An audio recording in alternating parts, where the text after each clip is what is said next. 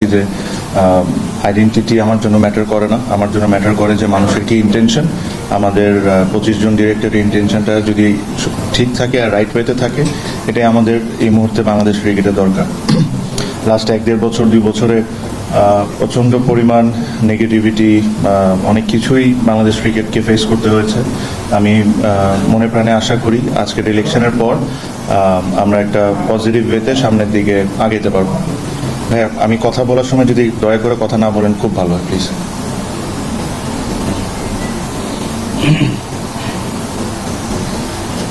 ফোনটা রেখে দেন ভাইয়া, একটা প্রেস কনফারেন্স চলছে। Thank you. সো এগেইন আমি এটাই আশা করি যে আমাদেরকে যে দায়িত্ব এখানে বসানো হয়েছে, যে কাউন্সিলরগুলো ছিল ওনারা যে বিশ্বাস করে আমাদেরকে এখানে বসাইছেন, আমরা ওই আমাদের ডিউটিসগুলো ফুলফিল করি। ডিউটিসটা আমি খুব ভালো করে জানি যে খুব সহজ না, সামনে অনেক কঠিন পথ আসবে। আমরা ভুল করব, ভুল থেকে শিখবো, রাইট কাজ করব, এটাই আমাদের করা উচিত, আর আমরা তাই করব। বাট ক্রিকেটের উপরে কোনো ধরনের কোনো স্যাক্রিফাইস করা হবে না। প্লেয়ারদেরকে যতটুকু রেসপেক্ট করার দরকার, not only the current cricketers, all the ex cricketers, every stake holder in Bangladesh cricket will be respected, যেটা লাস্ট হয়তো 1-1.5 বছরে এখানে একটু ঘাটতি ছিল। এই জিনিসগুলো আমাদের ঠিক করতে হবে। আমি আপনাদেরকেও একটা জিনিস রিকোয়েস্ট করব, অনেক ধরনের আলোচনা হয়েছে, অনেক ধরনের কথা বলা হয়, সব কিছু হয়। আপনারা অবশ্যই ক্রিটিসাইজ করবেন আমরা যদি কোনো খারাপ কাজ করি বা আমাদের যদি কোনো ভুল হয়, ওটা নিয়ে আপনারা অবশ্যই আলোচনা করবেন, এটা আপনাদের অধিকার, আপনারা অবশ্যই করবেন। বাট আমাদের সবার একটা জিনিস মাথায় রাখতে হবে, যেটা হলো বাংলাদেশ ক্রিকেটের যে রেপুটেশন ড্যামেজটা হয়েছে ওয়ার্ল্ড ওয়াইড, এই জিনিসটা কিন্তু আমি একা ঠিক করতে পারবো না। এখানে আপনাদের প্রত্যেকজনের আমার সাপোর্ট দরকার হবে।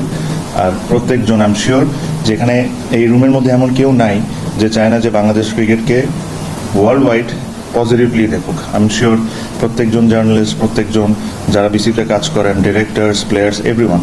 বাট আমি আশা করি আপনারা এটা বুঝেন যে লাস্ট 1-1.5 বছরে যা হয়েছে ওটা ঠিক ছিল না বাংলাদেশ ক্রিকেটে। আমি এখানে কাউকে দোষারোপ করবো না, কারোর দিকে আঙ্গুল দিব না। বাট যেটা হয়েছে ওটা অ্যাডমিট আমাদের করতে হবে। আর আমাদের যদি এই জায়গা থেকে বের হয়ে আসতে হয়, এটা আমার পক্ষে একা করা সম্ভব না। এটা আপনাদের সবার সাপোর্টটা আমার দরকার হবে। আমরা একসাথে মিলে এই যে বাংলাদেশ ক্রিকেটের যে রেপুটেশন ড্যামেজটা হয়েছে, এই জিনিসটা আমাদের ঠিকঠাক করতে হবে। তার মানে এটা না যে যদি কোনো ভুল হয় আমাদের, যে ওটা নিয়ে আপনারা আলোচনা করবেন না। আপনারা অবশ্যই আলোচনা করবেন, আপনারা অবশ্যই ক্রিটিসাইজ করবেন, এটা আপনাদের রাইট।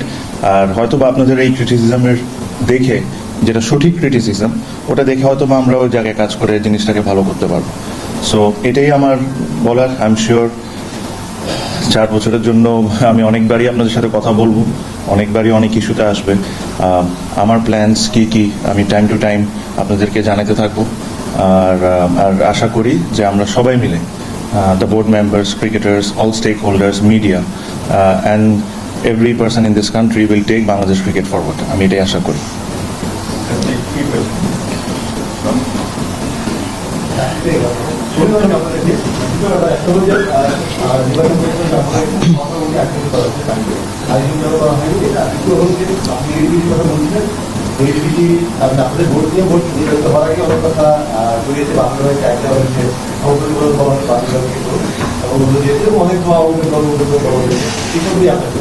আচ্ছা, প্রথমে আমি একটু ভাইস প্রেসিডেন্ট নিয়ে জিনিসটা একটু ক্লিয়ার করি। জিনিসটা অ্যাকচুয়ালি আমি প্রস্তাব দিয়েছিলাম বোর্ডে।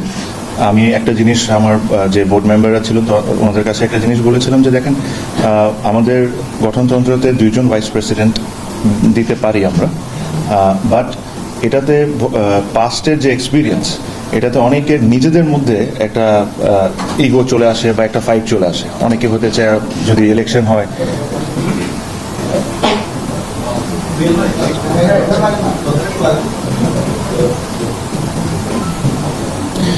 নিজেদের মধ্যে অনেক সময় মিসআন্ডারস্ট্যান্ডিং হয়ে যায়। সো আমি চাই না যে এই ধরনের কোনো জিনিস হোক। আমি এটা প্রস্তাব দিয়েছিলাম যে এখন একজন ভাইস প্রেসিডেন্ট, যে ভবিষ্যতে আরেকজনকে যে আমরা নেব না তা না, কিন্তু এই কথাটাই আমি বোর্ডে বলে নিয়েছি যে আপাতত আমরা একজনকে নিয়ে আগাবো। যদি আমাদের প্রয়োজন মনে করি আর বোর্ড যদি মনে করে যে আমাদেরকে আরেকজনকে নিয়োগ দিতে হবে, তাহলে আমরা অবশ্যই ইন ফিউচার এটা নিয়ে চিন্তা করব। বাট আপাতত বোর্ড এটাতে এগ্রি করেছে। তো যেহেতু ওনারা এগ্রি করেছেন, আমরা আর এখানে ফাহিম সিনহাকে সবাই একসাথে মিলে আমরা এটা এগ্রি করেছি। সো এই কারণে ফাহিম সিনহা। সেকেন্ডলি ভাই, আমি একটু কথাটা শেষ করে পরে এরকম করি।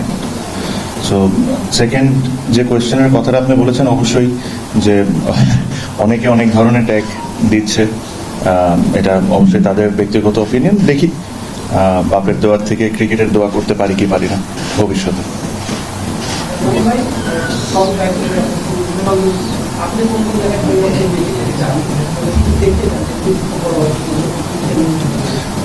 আমি যেটা বললাম যে টাইম টু টাইম আপনারা স্টেপ বাই স্টেপ আমার প্ল্যানস, আমার ইচ্ছা কী কী, ওগুলো আপনাদের সাথে শেয়ার করব। কিছু কিছু কাজ অ্যাডো কমিটিতে থেকে আমি প্রসেসগুলো স্টার্ট করে দিয়েছি, ওগুলো আশা করি এখন দ্রুত ওগুলো শেষ করে নিতে পারবো। আর আজকে সকাল 9টা 9:30 থেকে আমি এখানে আমি এক্সস্টেড একদম।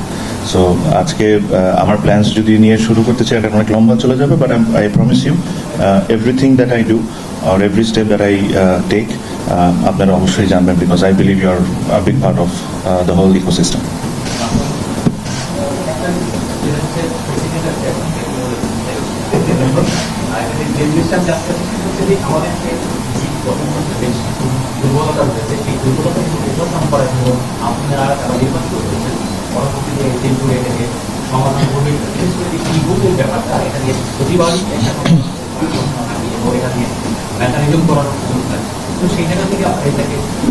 দেখেন, গঠনতন্ত্র অবশ্যই এটা নিয়ে অনেক বিতর্কিত, অনেক কিছু হয় বা অনেক কোয়েশ্চেন্স আছে।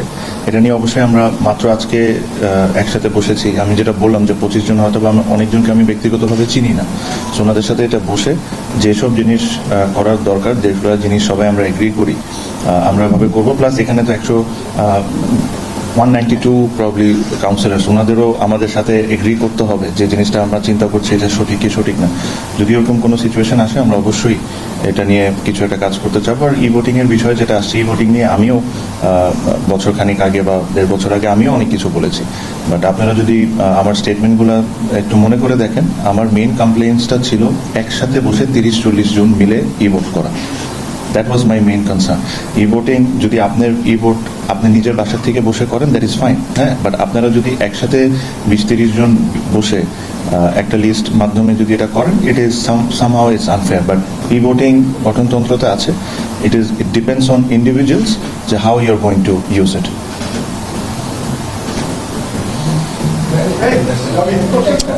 আচ্ছা, দিয়ে আর 2-3টা কোয়েশ্চেন অসুবিধা ভাইয়া। হ্যাঁ,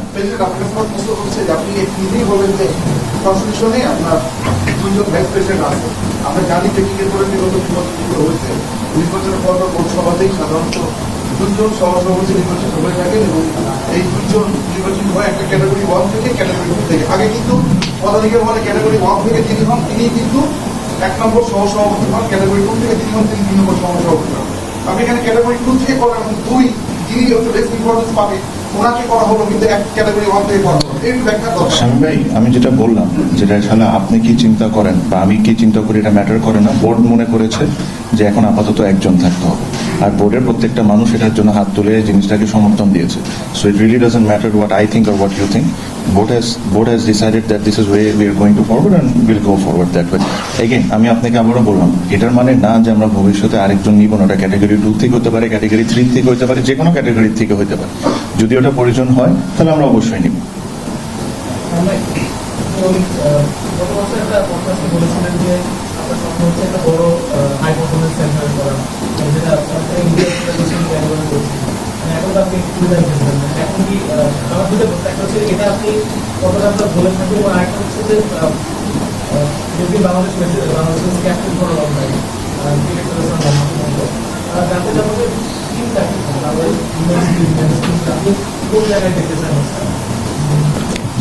হাই পারফরমেন্স সেন্টার কথাটা বলি, অবশ্যই এটা আমার probably the biggest dream that I have.